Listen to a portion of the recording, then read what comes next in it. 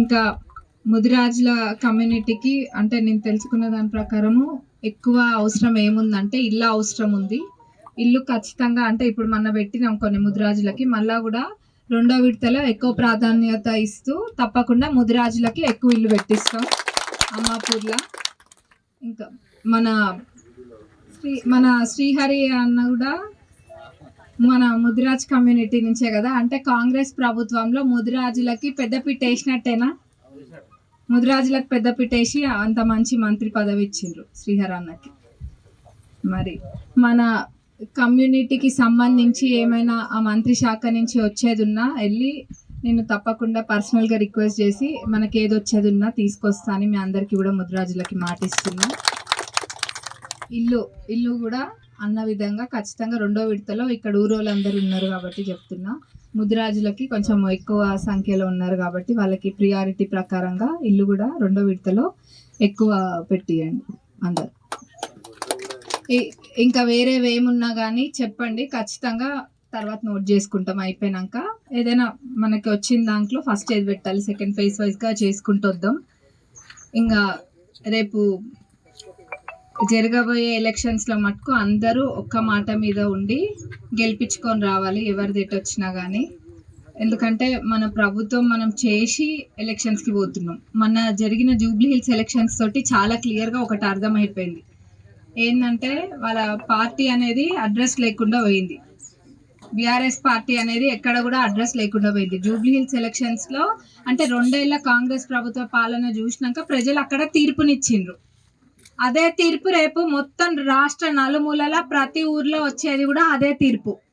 ప్రతి దగ్గర ఎగిరేది కూడా కాంగ్రెస్ జెండానే ఎగురుతుంది, అందులో ఎటువంటి అనుమానం లేదు. ఇందాకనే వస్తుంటే ఎవరో చెప్తుంటున్నా, ఎవరో పెద్ద మనుషులు మీటింగ్ పెట్టుకొని చెప్తుండ్రు అది వైఫల్యం ఇది వైఫల్యం అని. అసలు వాళ్ళు చిట్టా ఇప్పితే మరి ఏది వైఫల్యమో వాళ్ళకే తెలుస్తుంది. ప్రజలంట ఇప్పుడు ఏమైనా ఉంటే అవకాశము అక్కడ ఆ పార్టీ వాళ్ళు గెలుస్తారంట.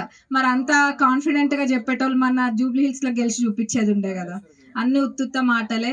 వాళ్ళ పార్టీ అనేది గల్లంత అయింది. దాన్ని ఉన్న ఏదో ఉనికి చాటుకోవడానికి ఏదో అక్కడిక్కడ అవాకులు చెవాకులు పేలడమే తప్ప ఆడ సీన్ లేదు ఏం లేదు. వాళ్ళ కారు అనేది ఎవరైనా కనిపిస్తుండ్రా ఇప్పుడు? ఏమంటుండ్రు సారు కారు బేజారు పరారు కూడా. బాగా అన్న చెప్తుండు పరారు కూడా అంట. మీరందరూ మనస్ఫూర్తిగా, మనసులో ఒకటి బయట ఒకటి కాదు, మనస్ఫూర్తిగా మీరందరూ ఒక్క ఇది తోటి కలిసి చేసినప్పుడు దాని రిజల్ట్ మన ఎలక్షన్స్ లెక్క ఉంటుంది, జూబ్లీ హిల్స్ ఎలక్షన్స్ లెక్క ఉంటుంది రిజల్ట్. కాబట్టి అందరు కలిసి చేయండి. ఈ లోకల్ బాడీ ఎలక్షన్స్లో చాలా క్లియర్గా తెలుస్తుంది ఎవరేటన్నది. ఇప్పుడు నేను లోపల ఉండి నా ఇంట్లో కూర్చొని అరే నేను కాంగ్రెస్ పార్టీనేలే కానీ అక్కడ విక్రమంకి సంబంధించిన వాళ్ళకి ఇచ్చిండ్రు కదా నేనెందుకు చేయాలి, పట్టు పోతే తెలుస్తుంది అప్పుడు అవిక్రమ్ పని అవుతుంది అని నేను ఇంట్లో కూర్చొని రాజకీయ చక్రం తిప్పుతా అంటే ఇంట్లో కూర్చొని చేసింది కూడా రేపు బయటకు వెళ్తుంది. దాని తర్వాత పార్టీలో ఏం చేయాలో అది ఉంటుంది. అట్లా కాకుండా మనం ఇన్ని సంవత్సరాల తర్వాత ఇక్కడ మన కాంగ్రెస్ పార్టీ వచ్చింది కాబట్టి అందరం ఒక్క మాట మీద ముందుకు పోదాం. ఎవరి కలిబుల్లి కబుర్లకి పోవద్దు, ఎందుకంటే చెప్పేటోళ్ళు మస్తుగా చెప్తారు. రేపు అవసరం వస్తే ఎవరు ముందుకు వస్తారు అన్నది ఒక్కసారి ఆలోచించండి. ఇప్పుడు చెప్పేటప్పుడు నేను చెప్తా, తీరాడ అవసరం వచ్చినప్పుడు అందరికన్నా ముందు పారిపోయేది నేనే. అట్లుంటుంది కథ జనాలది. మనకి ఉన్నదే గవర్నమెంట్ అన్న ఆలోచన చేసుకోండి. మనకి ఏ పనులు అయినా ఏ గవర్నమెంట్లో అయితే అని.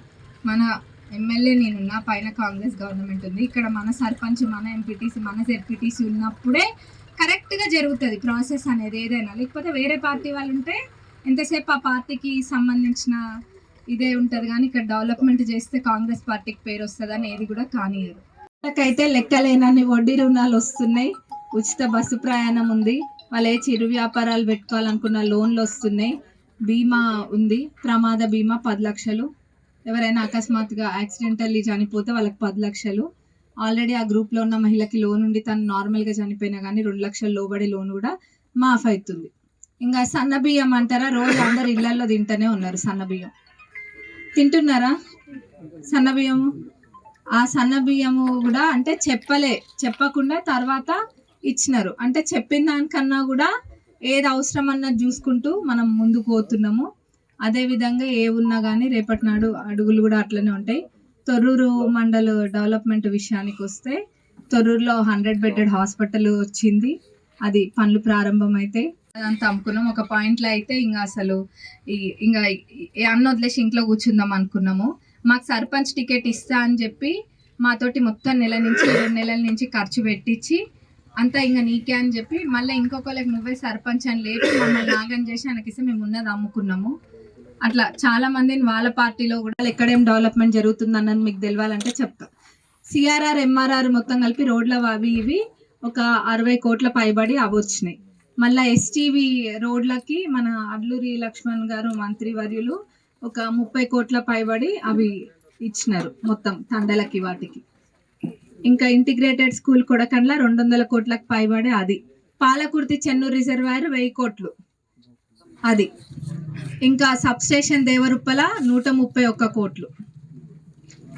మన తొర్రూరులోనేమో మినీ ట్యాంక్ బండ్ వాళ్ళు చేసిండ్రా. మన వాళ్ళు ఎలక్షన్స్ ముందు యూత్ వాళ్ళు ఇక ఉన్నోళ్ళు ఉన్నారు ఇక్కడ, ఒకరిద్దరు ఉన్నారు యూత్ వాళ్ళు కూడా పోయి డప్పు కొట్టు మరీ చెప్పిండ్రు అన్ని చేస్తా అన్నాడు, ఏం చేయలే అని. మన వాళ్ళు ఆ డప్పు కొట్టినందుకు ఏం వేస్ట్ కాలేదు. ఎక్కడెక్కడైతే మనం మాట ఇచ్చినామో పాలకుర్తి చెన్నూరు రిజర్వాయర్ది మన మేనిఫెస్టోలో పెద్దది, అది కంప్లీట్ అయిపోతుంది. 8 ఏళ్ళకెళ్ళి కూడా ఆ ట్యాంక్ బండ్ చేయలేవు. అన్ని కల్లిబుల్లి కబుర్లు చెప్పి అంటే మాటలతోటి కాలము వెళ్ళబుచ్చిండ్రు అంతే జనాలకి. ఇంకా ఏది ఉన్నా కానీ అదే విధంగా మనం చేస్తాము. కొడకండ్లలో టెక్స్టైల్ పార్క్ అని చెప్పి అదైతే నేను నిజంగా ఆశ్చర్యపోయినా. వాళ్ళు ఎప్పుడు చూసినా పాపం కొడకండ్లలో పద్మశాలీలు ఎక్కువ ఉంటారు. వాళ్ళు వచ్చి అడిగేటోళ్ళు మా టెక్స్టైల్ పార్క్ మా సారు చేసిండు ఉంటారు కదా, ఆడిడ ఒకళ్ళు ఇద్దరు వాళ్ళు అభిమానులు వాళ్ళు మోసపోయిన వాళ్ళు ఉంటారు కదా, వాళ్ళు వచ్చి అప్పుడు ప్రారంభించిండ్రు అదెందుకు పనులు కావట్లే అంటే నేను ఇట్లనే డిపార్ట్మెంట్ వాళ్ళని పిలుచుకొని కూర్చోబెట్టుకుంటే అయ్యో అసలు దానికి అడ్మినిస్ట్రేటివ్ శాంక్షన్ లేదు, ఫౌండేషన్స్ డొనేషన్ పెట్టింది. ఎప్పుడు ఎలక్షన్స్ ముందు అంటే చెవులో పూలు పెట్టే కార్యక్రమాలు ఎన్నో చేసిండ్రు. జస్ట్ ఎలక్షన్స్ కోసమే ఎలక్షన్స్ ముందే చేసిన పనులు చాలా ఉన్నాయి. శాంక్షన్ లేకుండా చేసిన పనులు పాలకుర్తి అటువైపు 30 కోట్లది నేను వచ్చినాక నేను ఫైనాన్షియల్ క్లియరెన్స్ 31 క్రోర్స్ నేను వచ్చినాక ఫైనాన్షియల్ క్లియరెన్స్ 30-40 సార్లు సెక్రటరేట్ లో తిరిగి నేను తీసుకొచ్చిన. అంటే అప్పుడు కాంట్రాక్టర్లు కూడా ఎంత ఇదిగా ఉండే అంటే మాటే శాసనము మాటే శిలాశాసనం అన్నట్టుగా అయిపోయింది. ఆడ శాంక్షన్ లేకుండానే పనులు ప్రారంభించేసిండ్రు. ఇప్పుడు వాళ్ళు లేకపోతే నిండా మునిగేటోలే కదా చేసిన పని. అంటే ప్రతి ఒక్కళ్ళని కూడా ఈ రకంగా మోసం చేసి మళ్ళీ మోసం చేయడానికి మళ్ళీ ఊర్లలోకి వస్తుండ్రు. జనాలు కూడా ఏం ఊకునేటట్టు లేరు. తర్వాత ఇంకా సర్పంచ్లది కూడా ఒకరిద్దరు వచ్చి చెప్తుండే అనమాట. ఉత్త ఉన్నప్పుడు నార్మల్గా అందరం ఎక్కువ హడావుడు ఉంటుంది కాబట్టి హడావుడు లేనప్పుడు ఒకరిద్దరు వచ్చినప్పుడు చెప్తుండే, అందుకెళ్ళి ఇందుకు వచ్చిన వాళ్ళు చెప్తుండే బాగా తెలుసు. రేపు జరగబోయే లోకల్ బాడీ ఎలక్షన్స్ ఇంకా మళ్ళీ అసలు అక్కడిక్కడ ఎక్కడనో మూలకున్నోళ్ళు కూడా మళ్ళీ కనిపించద్దు వాళ్ళకి. ఇప్పుడు మనం ఏమి వాళ్ళ లెక్క చేయట్లే. ఏంటంటే మీరు బీఆర్ఎస్ పార్టీనా, మీరు బీజేపీ పార్టీనా, మీరు లేకపోతే ఇంకేమైనా పార్టీనా, కాంగ్రెస్ పార్టీనా అని సీఎంఆర్ఎఫ్ చెక్కులు ఇచ్చేటప్పుడైనా, కళ్యాణ లక్ష్మి చెక్కులు ఇచ్చేటప్పుడైనా, వాటికి సంతకాలు పెట్టేటప్పుడైనా ఎప్పుడైనా మనం అడుగుతున్నామా?